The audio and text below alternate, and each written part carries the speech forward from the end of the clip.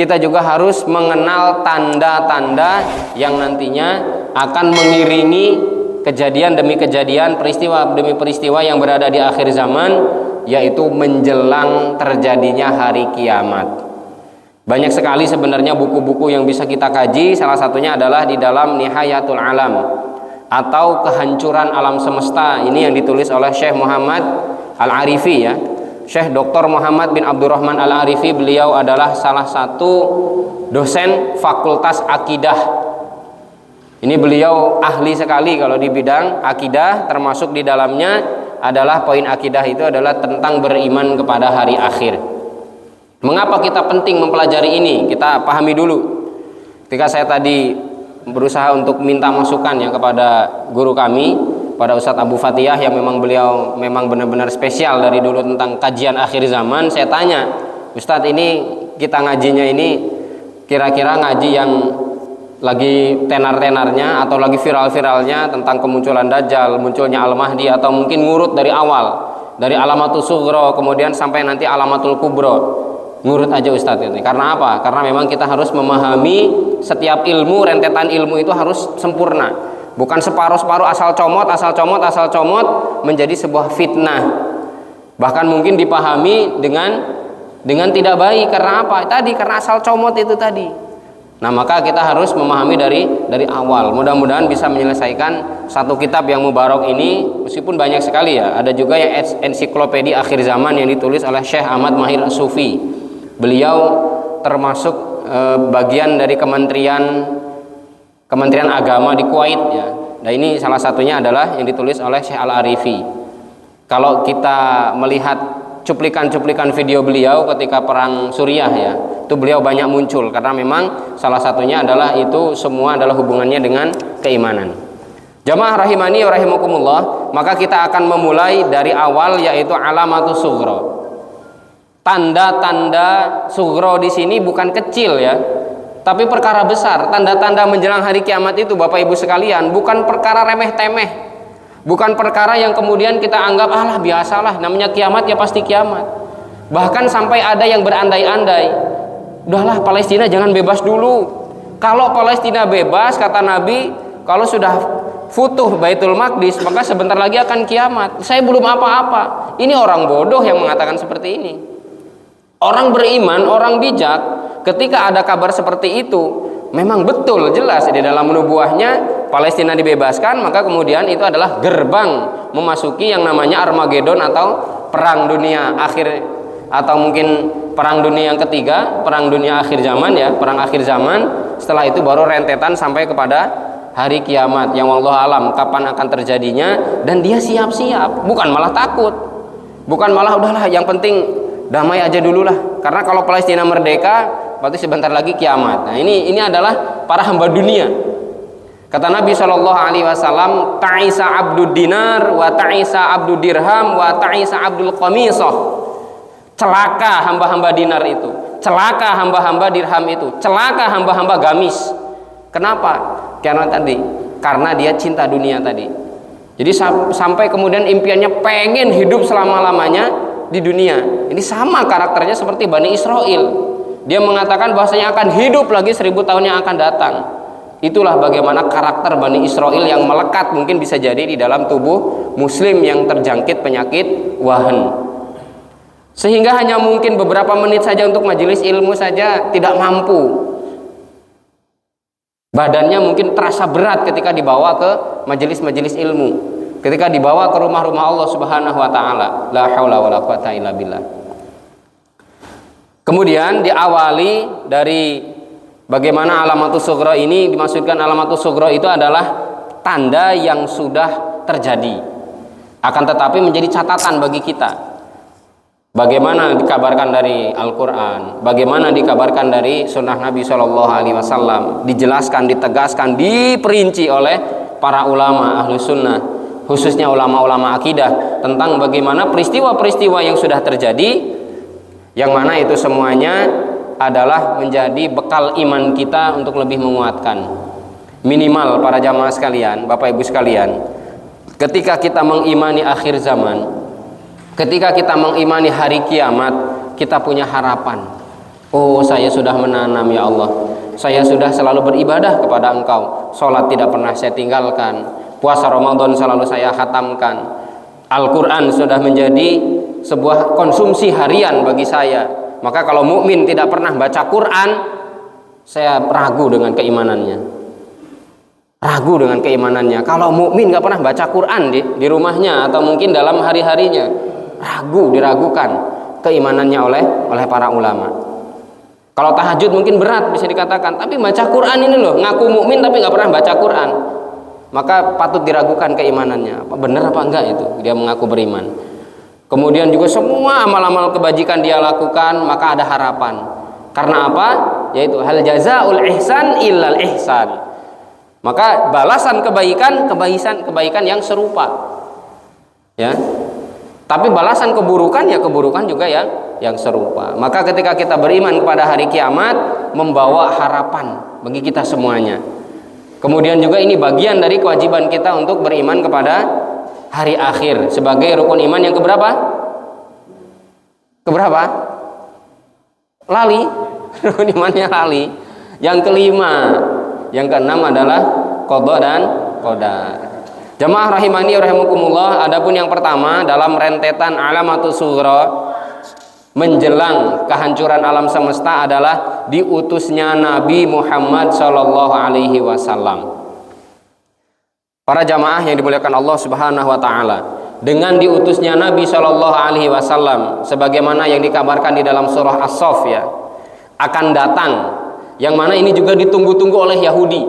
Jadi Yahudi itu, para jamaah sekalian, saya ya agak nyinggung sedikit tentang Yahudi ya, yang nantinya juga mereka sebenarnya menanti-nanti keberadaan atau mungkin menanti-nanti kelahiran ya dari Nabi yang terakhir.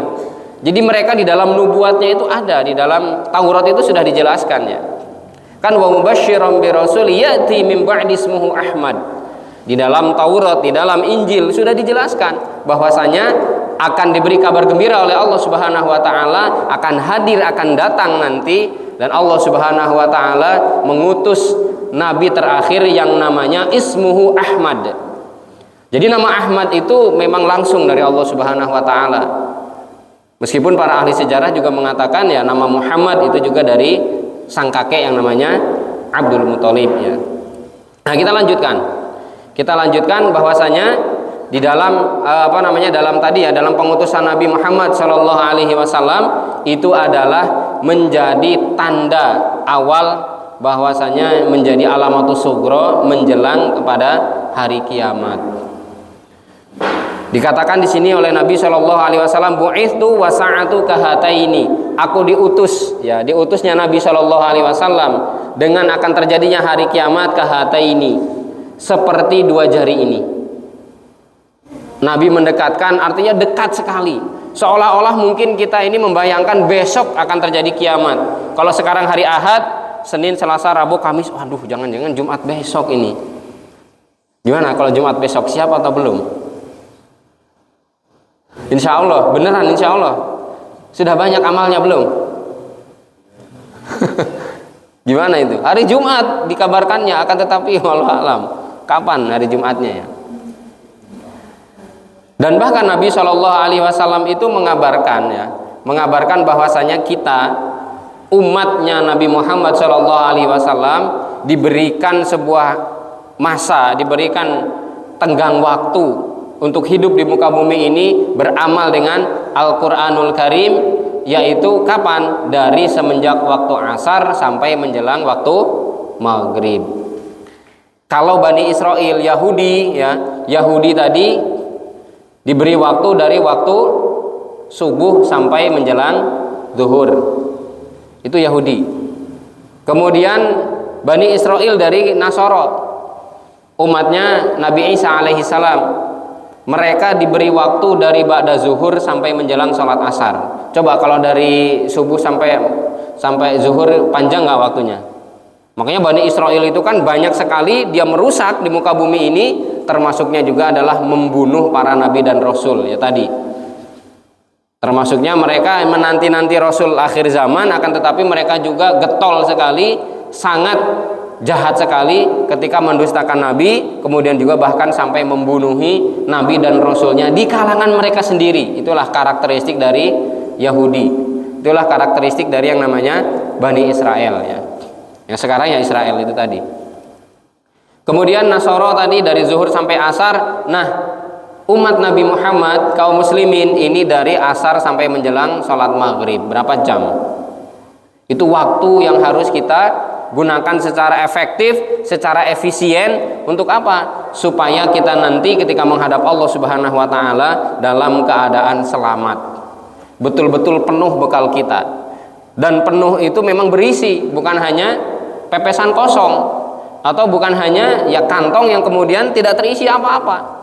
Seolah-olah kita bawa bekal, seolah kita bawa kantong, akan tetapi sebenarnya tidak terisi apa-apa. Tempatnya ada, akan tetapi isinya yang tidak ada. Sama dengan hati kita, tempatnya ada. Diibaratkan oleh para ulama, diibaratkan oleh Nabi SAW, hati itu ibarat bejana.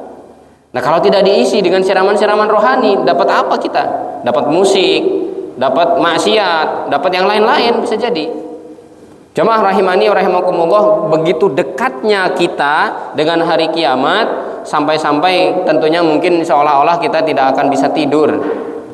Tapi kalau tidurnya masih nyenyak dan bahkan mungkin menganggap bahwasanya mati saya masih lama, masih santai, nanti ajalah tak tunda taubatnya. Nanti saja kalau saya sudah mulai mau mendekati yang namanya katanya hari kiamat, sudah mulai huru-haranya dikaji sama dia tanda-tanda akan terjadi hari kiamat. Oh ini sudah ini, nanti dulu, nyantai dulu, kan masih jauh, masih lama. Apalagi kajiannya baru sampai diutusnya Nabi Muhammad SAW gitu ya. Seolah-olah itu semuanya hanya sebuah lelucon. Kabar-kabar nubuah itu tadi seolah-olah hanya ya sekedar kabar gitu ya, sekedar berita. Udah angin lalu begitu saja. Sibuk dengan keduniaannya. Jamaah rahimani wa rahimakumullah. Kemudian bu'itsu fi nasami sa'ah. Aku diutus pada permulaan hari kiamat. Artinya permulaan hari kiamat sudah dimulai dari zaman Nabi Shallallahu Alaihi Wasallam. Kalaupun kita nggak bisa cocokologi, tidak bisa mengatakan Nabi lahir berarti tahun berapa. Ini sudah tahun berapa? Masehi misalkan. Nabi lahir tahun berapa? 571. Sekarang udah 1000, sekarang 2000. Kan udah Masehi itu ya. Dulu kan sudah Masehi 531 kalau salah ya. Sampai 2023. Umur umat Islam adalah 1500 tahun kurang. Kemudian dicocokologi gini. Nah, itu juga nggak bisa. Artinya kita tetap paham bahwasanya memang usia muka bumi ini sudah sangat tua. Maka kemudian ayo kita taubat gitu loh. Ayo segera kembali ke jalan Allah Subhanahu wa taala. Jangan malah bersantai-santai. Jangan kita ini menunda berbagai bentuk aktivitas-aktivitas amal-amal kebaikan, kemudian nanti akan dilakukan ya kalau misalkan sudah sempat. Naudzubillah, kalau sampai seperti itu ya sudah akan tertipu kita dengan angan-angan, kemudian tertipu dengan yang namanya bujuk rayu setan.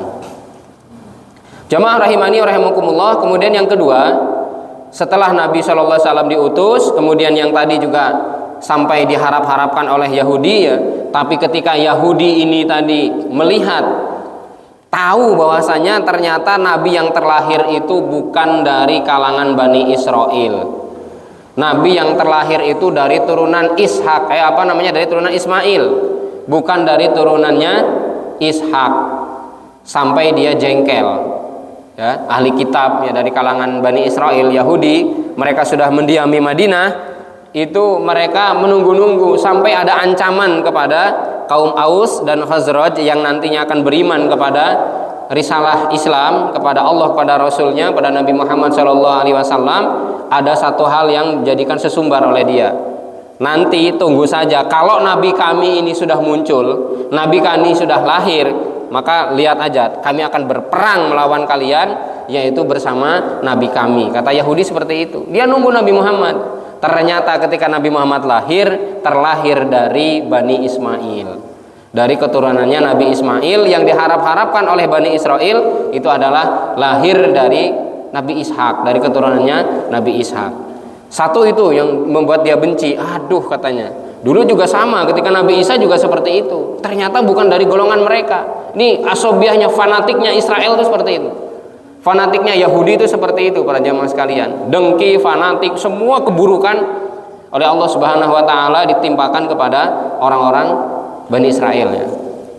Kemudian ketika dia melihat, mereka mengetahui ya, si Bani Israel ini mengetahui bahwasanya Nabi Muhammad ini ada di kota Mekah, kemudian Aus dan Khazraj ini sudah duluan beriman, sudah terlebih dahulu beriman kepada Nabi Muhammad. Terjadilah Baiat Aqobah pertama, kemudian terjadilah Baiat Aqobah kedua, nambah lagi jengkel lagi. Maka ketika terjadinya Piagam Madinah, disepakatilah di situ ada 10 butir ya, kemarin ditulis sama santri ya.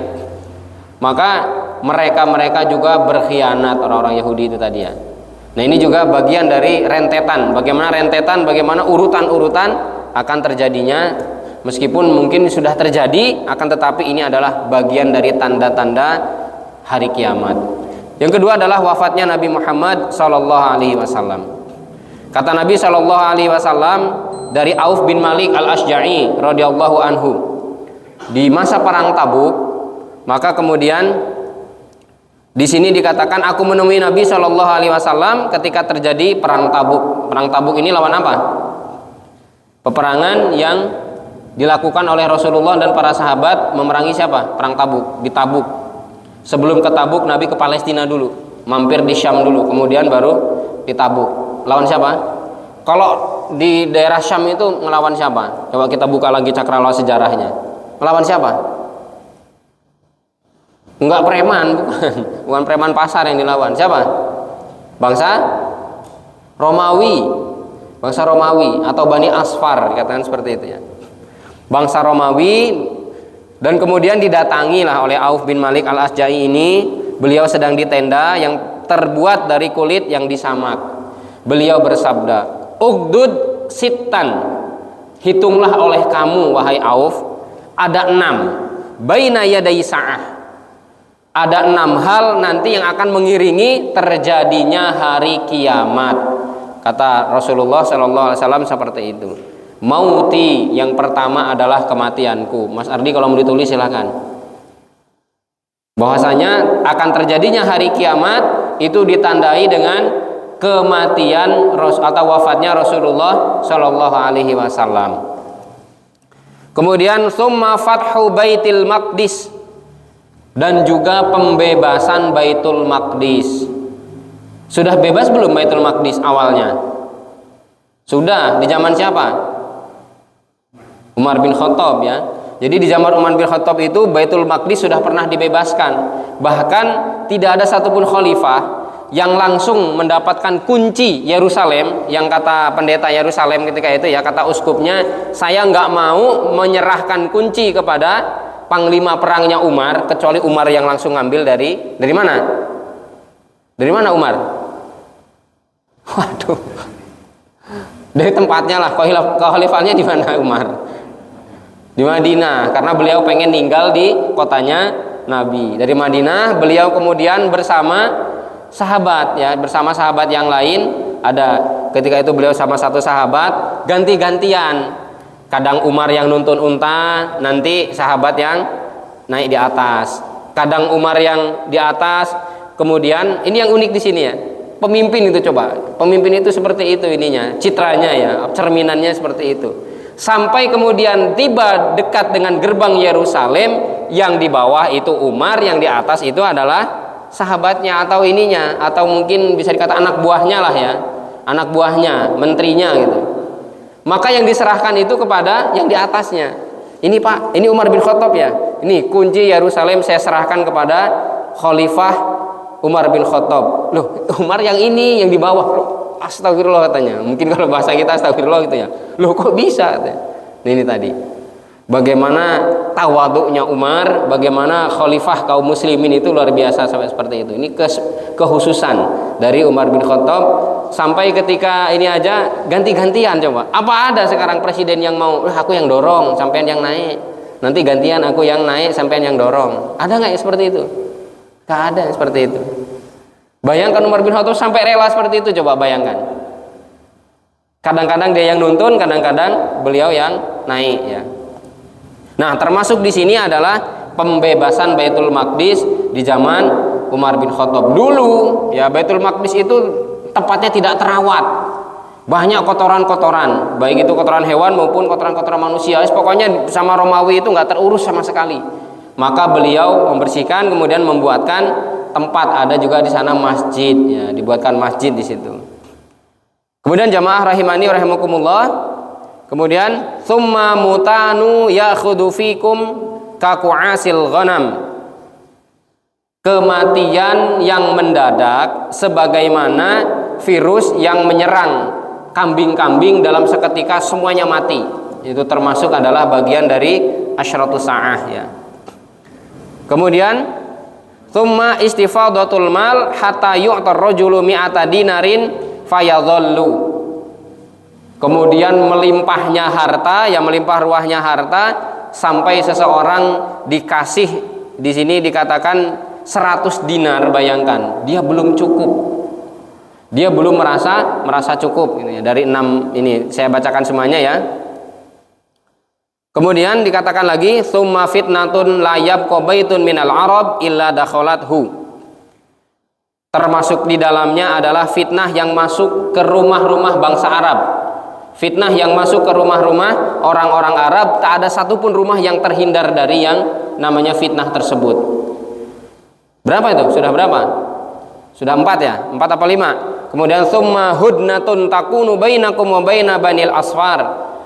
Selanjutnya adalah sebuah hudnah. Hudnah itu kerjasama ya, antara kalian dengan Bani Asfar, perjanjian antara kalian dengan Bani Asfar. Nanti kaum muslimin, para jamaah sekalian, ketika melawan Persia, Imperium Persia Raya, entah Persia itu memang orang-orang Iran atau mungkin yang seideologi dengan Syiah ya, seideologi dengan Persia, itu akan diperangi oleh kaum muslimin bergabung dengan Bani Asfar. Bani Asfar itu orang-orang Rom, orang-orang Romawi.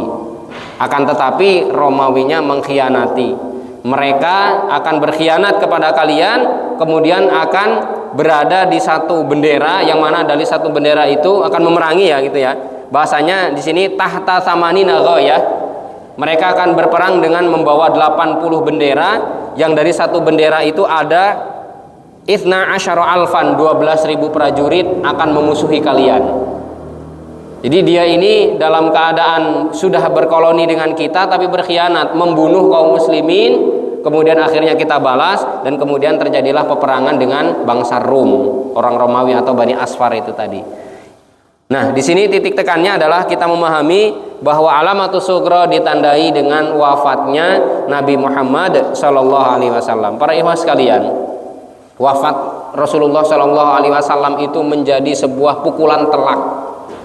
Sampai Umar bin Khattab ya. Umar bin Khattab itu sampai menghunus pedang yang mengatakan Nabi Muhammad telah meninggal, yang mengatakan Nabi Muhammad telah wafat, akan saya bunuh, akan saya pancung lehernya. Karena apa?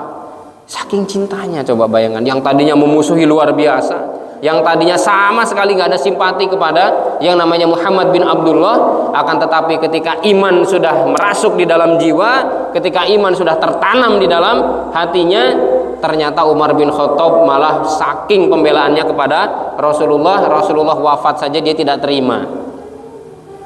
Rasulullah wafat nggak terima, coba, sampai tadi menghunus pedang. Siapa yang ngomong pokoknya awas, saya tebas nanti lehernya. Nggak terima saya.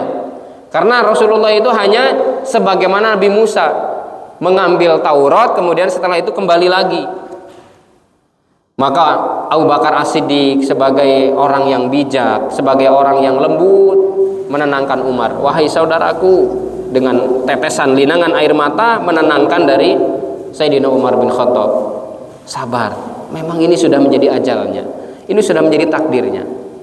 Umar bin Khattab kemudian naik, bahwasanya Abu Bakar As-Siddiq naik ya, bahwasanya beliau mengatakan, man ya'budu Muhammad, siapa yang menyembah Muhammad, fa inna Muhammadan qad mata, siapa yang menyembah Muhammad, sungguh Nabi Muhammad sudah wafat, sudah tidak ada. Wa man ya'budullaha fa innallaha hayyun la yamut, akan tetapi siapapun yang menyembah hanya kepada Allah, Allah Subhanahu wa taala itu hayyun maha hidup, la yamut, tidak akan pernah mati. Semuanya menundukkan pandangan, semuanya kepalanya tertunduk, termasuk di dalamnya adalah ada, kalau nggak salah, Ummu Sulaim ya. Dia menangis histeris. Karena apa? Kenapa kok engkau menangis? Apakah engkau menangisnya ini karena hanya Nabi wafat atau seperti apa? Mulai detik ini tidak akan pernah turun wahyu kembali. Mulai detik ini wafatnya Nabi Shallallahu Alaihi Wasallam tidak akan pernah ada susulan wahyu turun.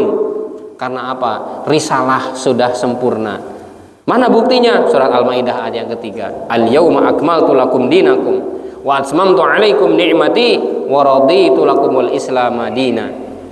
Pada hari ini telah aku sempurnakan untuk kalian agama kalian, dan telah aku sempurnakan nikmatku atas kalian, dan kata Allah, aku ridho Islam sebagai agama kalian. Selesai, paripurna. Islam yang kemudian menjadi pegangan ya, menjadi satu bentuk kekuatan bagi kita semuanya, sehingga sampai detik ini kita punya iman. Karena apa? Karena barokah kita berada di dalam agama Islam. Jamaah rahimani rahimakumullah. Sudah isya belum? 4 menit lagi ya. Ini adalah tanda kedua, yaitu wafatnya Nabi Muhammad Sallallahu Alaihi Wasallam. Kemudian yang ketiga adalah terbelahnya bulan. Ada yang pernah dengar ya tentang peristiwa terbelahnya bulan? Mukjizat Rasulullah itu ada berapa sih? Coba, kalau mukjizat Nabi Nuh apa? Membuat kapal besar. Mukjizat Nabi Ibrahim tidak mempan dibakar api. Satu-satu ya, satu-satu kan? Nabi Nuh cuma satu, Nabi Ibrahim satu. Bukan mau meremehkan para ulul azmi, bukan ya. Nabi Musa, tongkatnya berubah menjadi ular besar. Nabi Isa menghidupkan orang yang sudah mati atau penyakit lepra. Nabi Muhammad ada berapa mukjizatnya? Keluarnya air dari jemari beliau ketika dalam keadaan susah air ketika itu. Nabi Muhammad juga bisa membelah bulan dengan mukjizat dari Allah Subhanahu wa taala. Nah, di sini dikatakan di dalam hadis muttafaqun alaih ya, bahwasanya dikatakan oleh Anas bin Malik radhiyallahu anhu berkata, penduduk Mekah meminta kepada Rasulullah sallallahu alaihi wasallam agar beliau memperlihatkan tanda-tanda kenabian beliau. Lalu beliau memperlihatkan terbelahnya bulan. Hadis riwayat muttafaqun alaih. Artinya adalah sahih ya, yang kemudian disepakati oleh Bukhari dan Muslim. Di sini dikatakan ya, digambarkan gambar yang dipublikasikan oleh Badan Antariksa. Ini benar-benar di tengahnya ini benar-benar terbelah. Bulan itu masih ada guratannya itu ya, masih ada guratannya dan benar-benar pernah terbelah. Dan juga di dalam Al-Qur'an di surah Al-Qamar ya. Kata Allah Subhanahu wa taala, "Iqtarabatis sa'atu wa syaqqal qamar." Telah dekat datangnya saat itu dan telah terbelah bulan. As-sa'ah di sini maksudnya adalah ya hari kiamat tadi. Wa iyyarau ayatan yu'ridu wa yaqulu sihrum mustamir. Ketika orang-orang Quraisy melihat keajaiban, melihat mukjizat dari Nabi Shallallahu alaihi wasallam, maka mereka yu'ridu, mereka ingkar. Mereka menganggap adalah sihrum mustamir, itu adalah sihir yang terus-menerus dilakukan oleh Muhammad Shallallahu alaihi wasallam.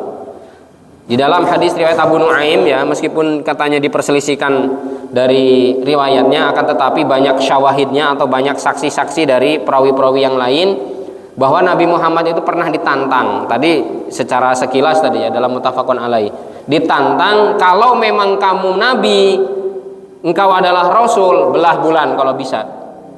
Maka kemudian Nabi Shallallahu alaihi wasallam meminta kepada Allah agar menunjukkan mukjizat yang tentunya Allah Subhanahu wa taala pasti mengizinkan. Maka beliau membelah bulan.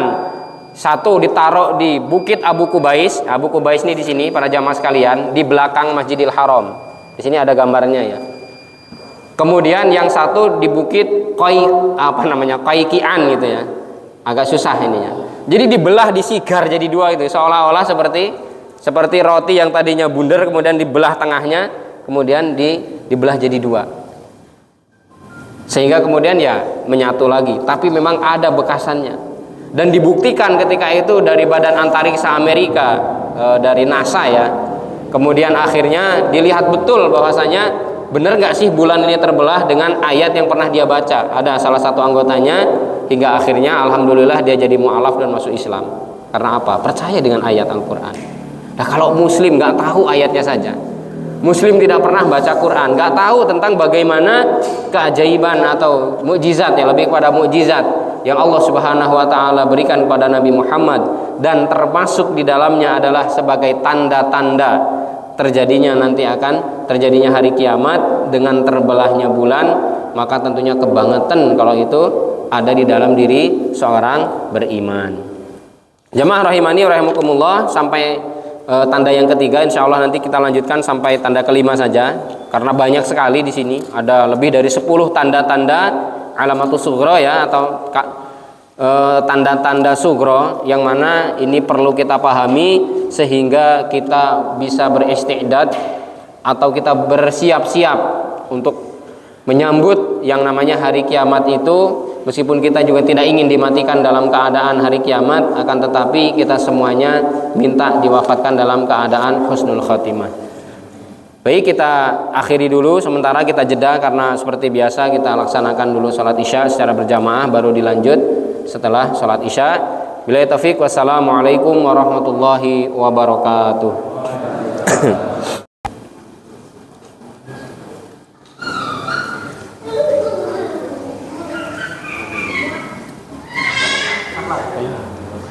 Enggak. Oh, iya.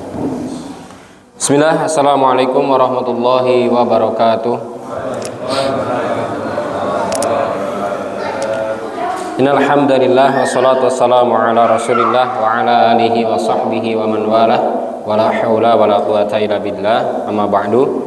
Bapak Ibu, keluarga jamaah rahimani wa rahimakumullah, alhamdulillah sudah kita bersama-sama dirikan dan kita tunaikan satu kewajiban kita, sholat berjamaah, yaitu sholat isya. Mudah-mudahan sholat kita diterima oleh Allah Subhanahu wa taala. Amin, Allahumma amin. Adapun poin yang keempat, yang menjadi tanda-tanda akan terjadinya hari kiamat atau asyratu sa'ah, akan tetapi sudah berlalu, kemudian termasuk jauh ya, rentangnya jauh dengan yang nantinya akan terjadi hari kiamat, adalah meninggalnya para sahabat yang mulia radhiyallahu anhum. Jadi tanda selanjutnya yang keempat adalah dengan meninggalnya para sahabat, sampai sahabat yang terakhir wafat yang bernama Wathilah bin al-Ashqa, itu menandai termasuk juga adalah akan terjadinya hari kiamat meskipun rentangnya sangat jauh. Karena apa? Kata Rasulullah Shallallahu Alaihi Wasallam dalam hadis Abu Musa, bahwa Nabi bersabda, an-nujumu amanatun lis-sama. Bintang-bintang adalah sebagai stabilisator bagi langit. Maksudnya stabilisator itu apa? Seolah-olah yang akan menstabilkan keadaan langit gitu ya. Itu bintang-bintang. Faida dahabatun nujum, ya faida dahabatin nujum atas sama ma tu'adu. Maka ketika bintang-bintang tersebut hilang, maka langit akan tertimpa apa yang telah dijanjikan. Wa ana amanatun li ashabi, dan aku adalah stabilisator termasuknya. Termasuk di sini adalah dan aku adalah penentram bagi para sahabatku. Fa idza dahabtu ata ashabi, ketika aku wafat maka akan datang generasi selanjutnya, yaitu para sahabatku. Sebagaimana yang pernah beliau sampaikan dalam hadis riwayat Bukhari dan Muslim, bahwa kata Nabi, khairun nasi qarni, sebaik-baik manusia adalah yang hidup qarni, di zamanku, yaitu zaman para sahabat. Tsummal ladzina yalunahum, kemudian selanjutnya adalah generasi tabi'in. Generasi sahabat sampai tahun berapa hidupnya? Di hitungan Hijriah sampai tahun 100 Hijriah. Kemudian setelah itu bersambung ke generasi tabi'in sampai tahun 150. Kemudian sampai tahun 200 Hijriah tabi'ut tabi'in, sampai atba terus sampai kemudian ulama-ulama akhir zaman atau umat akhir zaman ya sampai sekarang. Kemudian jamaah rahimani rahimakumullah, ma yu'aduna, dan kemudian akan datang, yaitu para sahabatku, ma yu'aduna wa ashabi, ya terhadap apa yang sudah dijanjikan gitu ya, wa ashabi, dan sahabatku, amanatun li ummati, dan sahabatku ini adalah termasuk penentu kebaikan bagi umatku. Kita ketika berpedoman kepada Rasulullah Shallallahu Alaihi Wasallam juga termasuk adalah berpedoman dengan ilmu-ilmu yang disampaikan oleh para sahabat. Jadi tidak hanya cukup kita mengambil sunnah ini udah cukup, pokoknya semuanya harus yang dari Nabi, yang dari para sahabat nggak perlu diambil. Nah ini salah, keliru. Karena apa? Karena ternyata ada juga bagian-bagian atau sunnah-sunnah, artinya adalah ajaran-ajaran yang disampaikan oleh para sahabat, ternyata memang Nabi tidak melakukan, tapi Nabi mendiamkan. Ya sering sekali kita bahas mungkin dengan para ustadz yang lain, bagaimana perbuatan Bilal bin Rabah itu kan Nabi tidak pernah melakukan. Ketika Bilal bin Rabah ini terdengar oleh Nabi, Nabi mendengarkan ya dengan telinga beliau suara ketika beliau ini dimi'rajkan, suara terompahnya Bilal bin Rabah sudah terdengar di surga, cetak cetok cetak cetok. Apa yang dilakukannya? Itu ternyata karena Bilal selalu setelah beliau ini bersuci atau berwudu maka sholat 2 rakaat. Dan sangat memungkinkan bagi Bilal bin Rabah, karena Bilal bin Rabah hidupnya di serambi Masjid Nabawi atau sebagai ahlu sufah, orang-orang yang hanya berkonsentrasi, orang-orang yang hanya terfokus menimba ilmu kepada Nabi Shallallahu Alaihi Wasallam. Maka kan jelas ya, alaikum bisunnati, hendaklah kalian mengikuti sunnahku, kata Rasul gitu. Wa sunnatul khulafair rasyidin, ya wa sunnatil khulafair rasyidin al mahdiyyin, dan juga mengikuti sunnah-sunnahnya khulafaur rasyidin. Yang dimaksud dengan sunnah khulafaur rasyidin itu bukan hanya membatasi dari Abu Bakar, Umar, Utsman, Ali, akan tetapi dijelaskan oleh para sahabat, yang dimaksud dengan sunnah khulafaur rasyidin adalah humus sahabah, mereka adalah para sahabat. Nah maka kita mengikuti mereka termasuknya, apalagi sudah menjadi ijma. Ijma itu adalah kesepakatan para ulama di kalangan salafus saleh, atau khususnya adalah di kalangan ulama-ulamanya sahabat. Dan kita semuanya adalah bergantung kehidupan kita. Artinya kehidupan di sini adalah kebenaran yang mutlak yang dibawa oleh Nabi Shallallahu Alaihi Wasallam ditularkan. Kalau kata Ibnu Mas'ud, sesungguhnya Nabi Shallallahu Alaihi Wasallam itu ibarat apa? Ibarat air yang jernih, air pegunungan yang belum terkontaminasi, belum tercampur dengan berbagai bentuk kotoran, racun, atau mungkin yang lainnya. Para sahabat ini adalah cekungan-cekungan yang siap menerima dari aliran air tersebut. Mengalirlah kepada para sahabat, atau cekungan tadi ketika mungkin bleber lah gitu ya, ketika mungkin sudah mulai luber, sudah mulai banyak sekali air tidak tertampung, turun lagi kepada para tabi'in, turun lagi kepada para tabi'ut tabi'in. Nah setelah itu generasi mulai rusak, setelah itu banyak sekali perbuatan bid'ah, banyak sekali kelompok-kelompok sesat atau kelompok-kelompok bid'ah yang akhirnya mengotori kemurnian dari akidah Islamiyah, mengotori dari yang namanya kemurnian ajaran Islam. Fa idza dhahaba ashabi ata ummati ma yu'adun, maka jika para sahabatku sudah tidak ada, umatku akan tertimpa apa yang telah dijanjikan. Sehingga di hadis ini dijelaskan atau disyarah oleh para ulama bahwa wafatnya para sahabat juga disandingkan oleh Allah. Allah Subhanahu wa taala seolah-olah mensejajarkan, Nabi Shallallahu Alaihi Wasallam mensejajarkan wafatnya para sahabat menjadi bencana sebagaimana hilangnya stabilisator yang ada di langit. Bencana sebenarnya, akan tetapi mau tidak mau itu sunatullah. Tidak ada manusia yang kekal. Tidak ada satupun manusia sekelas Nabi Muhammad Shallallahu Alaihi Wasallam sebagai pemimpin umat seluruhnya itu juga diwafatkan oleh Allah Subhanahu Wa Taala. Ya semuanya juga sudah menjadi bagian dari garisan takdir dari Allah Subhanahu wa taala. Akan tetapi ketika kita merujuk bagaimana kita mengkaji tentang wafatnya para sahabat, baik di medan jihad, baik di medan dakwah, baik kemudian karena sakit, Tapi semua sahabat insya Allah semuanya pasti sudah merasakan yang namanya medan ma'rokah. Khalid bin Walid kurang hebat gimana? Kurang gagah gimana Khalid bin Walid? Bahkan dengan tangannya, melalui tangannya dan takdir Allah Subhanahu wa taala, Islam dimenangkan, kaum muslimin dimenangkan. Akan tetapi tinggalnya di mana? Di tempat pembaringan. Di kasur, bukan di medan jihad ya. Meskipun semuanya juga para sahabat pasti yang namanya merasakan, yaitu medan ma'rokah atau medan pertempuran ya.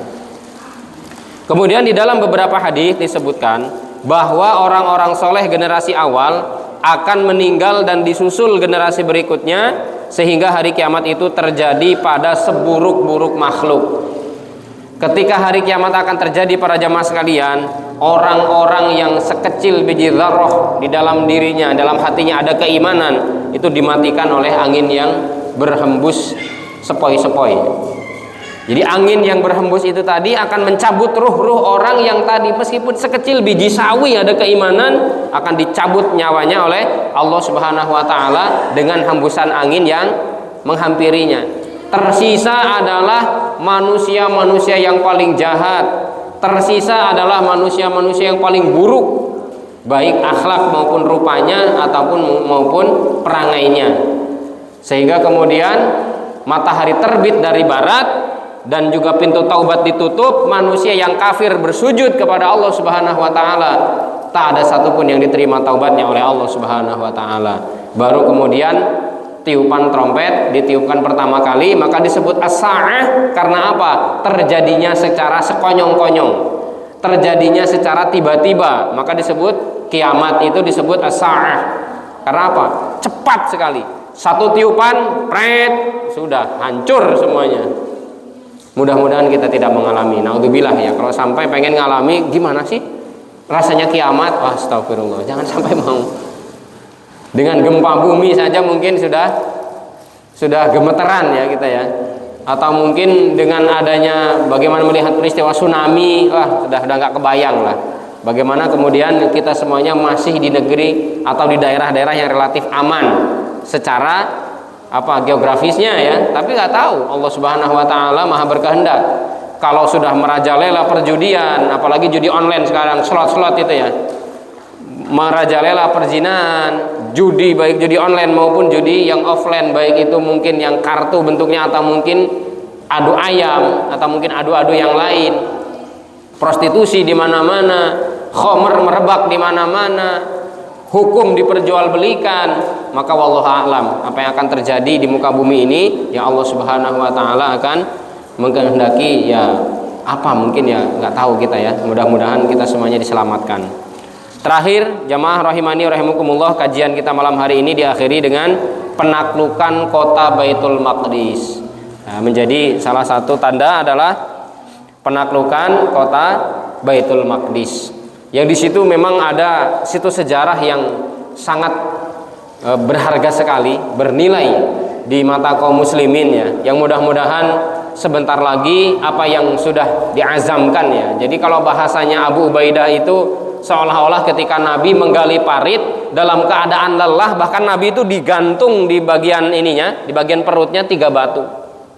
Kalau sahabat itu hanya 1 batu, karena apa? Untuk mencegah, bukan mencegah ya bahasanya, untuk menanggulangi rasa lapar, sangat lapar sekali, mau tidak mau karena musuh mau menyerang dalam perang Ahzab, digali itu parit. Atas siapa? Atas inisiatif dari Salman Al-Farisi.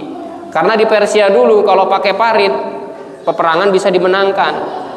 Maka Nabi mengikuti salah satu instruksi dari ya bukan instruksi ya, salah satu masukan ya, masukan dari sahabat Salman. Nabi itu sampai tergantung di perutnya para bapak ibu sekalian 3 batu. Coba kalau sahabat tadi hanya satu-satu, beliau 3 batu. Maka dilihat ya Allah, sampai luar biasa payahnya ya Rasul itu menggali parit. Dalam keadaan seperti itu Nabi masih menjanjikan. Ketika Nabi memecah batu, kemudian bersinarlah, ada sinar yang memancar ke negeri Persia. Kata Nabi, saya diperlihatkan oleh Allah Subhanahu wa taala. Coba bayangkan, ini seolah-olah ngimpi, seolah-olah nggak akan jadi sebuah kenyataan, seolah-olah kayaknya kok ngimpi banget Nabi ya. dalam keadaan susah, dalam keadaan sulit, tapi masih ngiming-ngiming, memberikan iming-iming sebuah kemenangan. Ini aja belum selesai nih parit. Melawan pasukan Ahzab aja kita belum tahu apa menang atau kalah. Kok sudah memberikan motivasi yang lain, seolah-olah seperti itu, seolah-olah nggak kebayang bahwasanya kita semuanya akan dimenangkan. Sampai kata Nabi, aku diperlihatkan istana putih milik Kisra, yang itu semuanya akan dijanjikan untuk kaum muslimin. Betul, ternyata di zaman Umar bin Khattab futuh, Kaisar Kisra diruntuhkan, kemudian ya dikuasai oleh kaum muslimin, dibebaskan kotanya. Kemudian Nabi juga diperlihatkan sebuah kekaisaran ya, atau sebuah istana merah.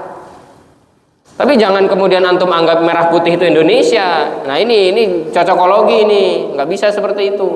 Itu sebenarnya Nabi dijanjikan ketika perang Khandaq, ketika dalam peristiwa penggalian parit itu tadi. Maksudnya istana merah ya itu adalah Romawi, Rom. Punya siapa? Punyanya Heraklius. Ketika disurati oleh Nabi suruh masuk Islam, nggak mau dia, hanya memberikan beberapa upeti lah, seolah-olah gitu. Bukan kemudian sebentar lagi kita akan menjadi pembebas Baitul Maqdis, karena apa? Isyarat Nabi merah putih.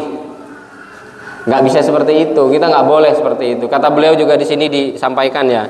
Kita nggak boleh mencocok-cocokkan yang sebenarnya mungkin bisa olah-olah bisa cocok. Akan tetapi sudahlah, ikut alurnya Quran, ikut alurnya Sunnah Nabi Shallallahu Alaihi Wasallam, ikut bagaimana perjalanan ilmu dari para ulama menjelaskan. Sudah, kita yang penting ikut persiapan sudah. Jangan sampai mencocok-cocokkan. Ya meskipun mungkin semangat ya, Indonesia ini berarti ini bentar lagi akan membebaskan Baitul Maqdis. Punya apa kita?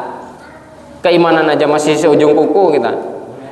Kalau kita mendengar bahasanya Babe Haikal ya, Haikal Hasan hafizahullah taala, beliau itu mengatakan ketika mengkanter pemahaman-pemahaman menyimpang yang mengatakan Hamas ini adalah sesat, Hamas itu Rafidhah, Hamas ini adalah Syiah gitu ya.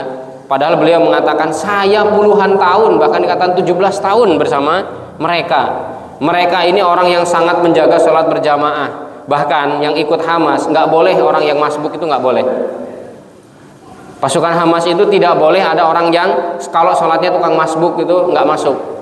Mereka saumnya saum Daud, para ikhwah sekalian. Mereka sholat tahajudnya nggak pernah putus. Hafiz Quran 30 juz. Di kota Gaza setiap tahun 1000 penghafal Quran. Coba bayangkan, setiap tahun di kota Gaza itu. Bukan kota gajah tapi ya, mudah-mudahan kota gajah nular lah ya. Di Gaza itu, di Gaza, di Palestina, setiap tahun 1000 penghafal Quran. Coba bayangkan.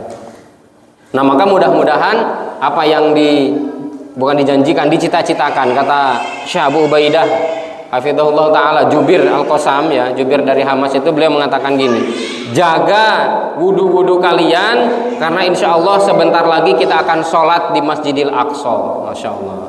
Itu bagian dari motivasi. Meskipun mungkin memang dalam keadaan kita ini ya dikepung oleh dunia, dikepung oleh dunia internasional gitu.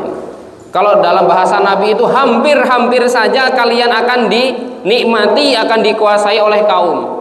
Yushiku antada bikumul umam kama tada'al aqlatu ala qas'atiha. Hampir-hampir saja umat Islam akan dinikmati oleh kaum-kaum sebagaimana hidangan yang terhidang di meja makan. Sampai para sahabat itu bertanya, ya Rasulullah, amin kilatin nahnu yauma idzin. Apakah ketika itu kami dalam keadaan masih sedikit, bahkan mungkin banyak yang murtad? Kata Nabi, la bal antum katsir. Kalian itu banyak, kalian ketika itu mayoritas. Walakinnakum gutha ka gutha isail. Akan tetapi kalian itu seperti buih di lautan, gak ada guna, gak berguna sama sekali. Apakah kita mau ikut-ikutan yang gak berguna? Apakah kita mau ikut-ikutan yang mereka bercita-cita untuk membebaskan Baitul Maqdis? Ini harus kalau seperti itu. Meskipun baru dengan lantunan doa, ya Allah, Allahumma ansur ikhwananal mujahidin wal mustad'afin wal muslimin fi Filastin atau fi biladi Syam. Silahkan doakan mereka. Meskipun baru dengan mengetuk pintu langit. Kalau hadir di sana juga cuman ngerepotin takutnya, gak bisa apa-apa nanti. Karena apa? Janji ini memang akan Allah Subhanahu wa taala berikan untuk yang kedua kalinya. Karena Yahudi juga membuat kerusakan dua kali, maka tentunya mereka akan usai di kedua kalinya itu dan mereka akan dimusnahkan. Dan Yahudi mereka sedang ketakutan ketar-ketir karena mereka di dalam nubuat kitab-kitab mereka ada istilah aqdus samin ya. Dekade 8. Jadi mereka itu mengatakan ya dalam nubuatnya kitab mereka tidak akan berkuasa melebihi 80 tahun. Sekarang mereka sudah berkuasa 75 tahun. Makanya bisa jadi kalau Syekh Ahmad Yasin rahimahullahu taala, pimpinan Hamas ya, ketika itu beliau mengatakan Yahudi tidak akan ada lagi nanti tersisa, atau Israel tidak akan lagi tersisa di 2027. Meskipun itu hanya ya sebuah analisa. Hanya analisa dari seorang alim lah intinya seperti itu. Karena apa? Tadi karena Israel ini hanya sampai pada itu tadi 8 dekade tadi. Ya, aqdus samin di sini adalah dekade 8. Mereka khawatir sudah 75 tahun mereka memimpin, berarti tinggal 5 tahunan lagi mau dihabisi oleh Allah Subhanahu wa taala. Karena dalam ayat Allah dalam surah Al-Isra yaitu fajasul khilal diyar, yang mana hamba-hamba Allah yang beriman itu tadi akan memporak-porandakan semua perkampungan-perkampungan mereka. Maka Bani Qainuqa, Bani Nadir, Bani Ghatafan, kemudian Bani Quraidah semuanya dihabisi oleh Nabi SAW karena mereka pengkhianat. Mudah-mudahan juga akan segera dihabisi oleh Allah Subhanahu wa taala Israel terlaknat ini ya. Amin Allahumma amin. Jamaah rahimani wa rahimakumullah. Dikatakan oleh Nabi SAW tadi juga ya dari Auf bin Malik, u'dud sitan baina yaday sa'ah, kemudian wa dzakara fathu Baitul Maqdis, dibebaskannya Baitul Maqdis. Baitul Maqdis ditaklukkan pada masa kekhalifahan Umar bin Khattab tahun 16 Hijriah atau tahun 637 Masehi.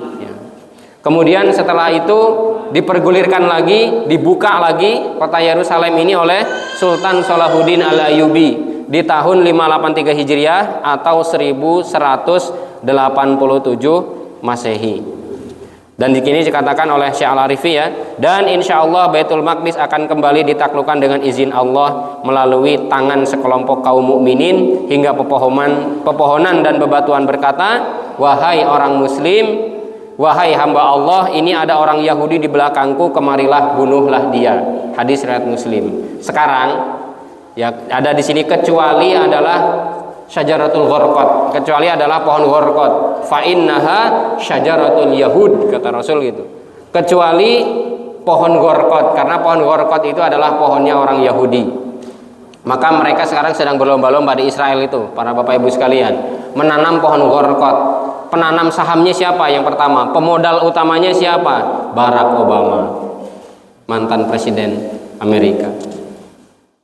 Jadi mereka sedang beramai-ramai menanam pohon gharqad supaya apa? Ketika nanti akan terjadinya perang akhir zaman, mereka bisa sembunyi di pohon gharqad. Karena semua batu, semua pohon-pohon akan berbicara, wahai muslim, di belakang saya ada Yahudi, bunuh dia. Itu pohon. Batu juga seperti itu, wahai muslim, di belakang saya ada Yahudi, bunuhlah dia. Itu sebagai bentuk tanda kasih sayang Allah Subhanahu wa taala kepada kaum muslimin ya, kepada orang-orang yang beriman. Jamaah rahimani wa rahimakumullah, cukup sampai di sini dulu kajian kita insyaallah ya, karena sudah ya waktunya juga sudah habis ya, sudah jam 8. Mudah-mudahan bisa kita lanjutkan di bulan yang akan datang, yaitu masih dalam alamatus sugro atau tanda-tanda sugro, yang mana sugro tadi adalah tanda yang sebenarnya jauh ya, rentang waktunya dari hari kiamat, kemudian termasuk juga di dalamnya sudah terjadi. Allah a'lam bishawab. Silakan kalau ada pertanyaan mungkin yang mengganjal. Artinya kalau ada banyak bisyarah kemudian termasuknya itu jangan dicocok, ada cocokologi nggak usah diikutilah gitu. Yang penting kita yakin.